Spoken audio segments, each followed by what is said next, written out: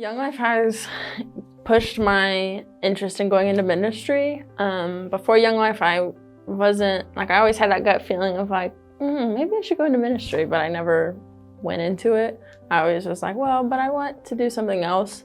And then when I got into Young Life, it kind of started that. And so through Young Life, through the Bible studies and the small group discussions that we have, it's pushed me to get into ministry as well as volunteering at my church on Sunday mornings as well as teaching a class. So it's kind of started the ministry road. There's a lot of things that the girls will ask that I'm like, ooh, I don't know. And like, I'll have to go do some research and I'll get back with them. But it also strengthens my faith more than I thought it would. So when I accepted Jesus Christ, it was actually on Christmas morning, 8 years ago, I believe. And leading up to it, I had talked to my parents and I just felt a tug at my heart of Jesus working, and my interest in going to church was more than just seeing my friends because we had moved, and so my only way to see my friends back home were through church. And so I would go to church every Sunday to see my friends and not for the meat of the church of going to hear the sermon or to hear the preacher. And so once that lens kind of flipped for me of seeing how God truly works in your life. It's definitely been a rocky road. I didn't have the best high school experience. I was a 3-sport athlete and I had 2 full seasons where I didn't have an injury. So my faith was really kind of challenged, and I knew as I was the president of FCA at my high school, I knew that there were eyes on me. And so I still had to be the example, even though I was honestly mad at God for what had happened. And with that, in that aspect, it kind of was an eye-opener of like, even though you follow Jesus, it's not always a rocky road, but he's always guiding you.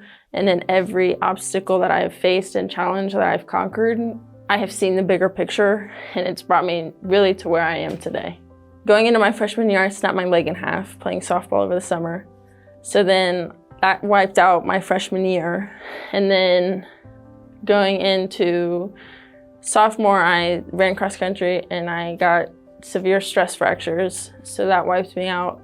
Basketball was hit or miss. And then I had to get my wisdom teeth out, which knocked me out longer than it should have because I got the whole 9 yards of the dry socketing and them not healing. And then going actually into my senior year, well, with COVID, it also kind of pushed back. And then going into my senior year, I actually had a double jaw surgery.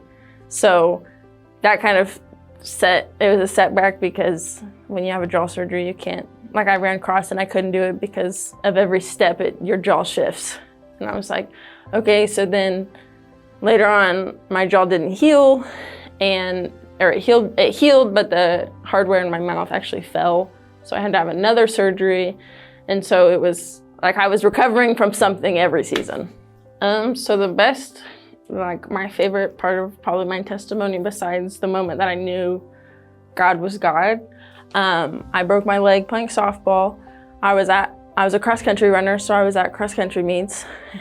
Not fun, 0 out of 10 recommend when you're on crutches because it's a long course and you crutch around or else you just sit there.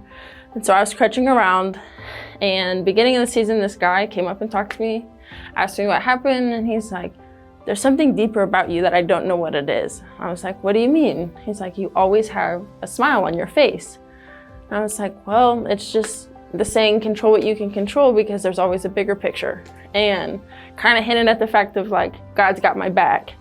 And never saw him again. Like he left me, never saw him. And then at the end of the season, he was at our, I think it was sectionals. He was at the race and he came up to me and he was like, I admire that you always have a smile on your face. He said, and when I first talked to you, I was questioning my faith and if I wanted to be a Christian.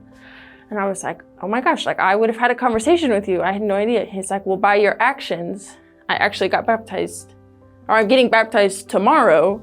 And then it was a full, he's like, because of you, and I know that I have a WWJD bracelet on at all times. I've never taken it off. He's like, because of your actions and the way you carry yourself and your body language, I have accepted Christ into my life because of the difference you made in my life from just your actions. kind of a backstory. I broke my leg. 5 days later, my sister tore her ACL for the second time. And then 2 weeks later, my brother had a double meniscus surgery. So our house was under attack. My older siblings were also recovering from injuries or surgeries or accidents or whatever you want to call them. And I was like, well, like Satan was at attack on our house. And so like I was at the point where I'm like angry with God, hardly talked to him, mad at God because I didn't understand. And I got to the point where once this man talked to me, I'm like, there's eyes on me that I don't even know are on me. And I wasn't being a bad example, like I wasn't going against the rights of Christians or like the beliefs, but I also wasn't showing my faith as how I should have in those opportunities.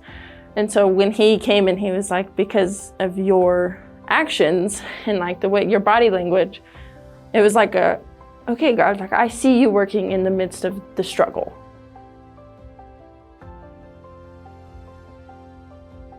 I would say head first dive in.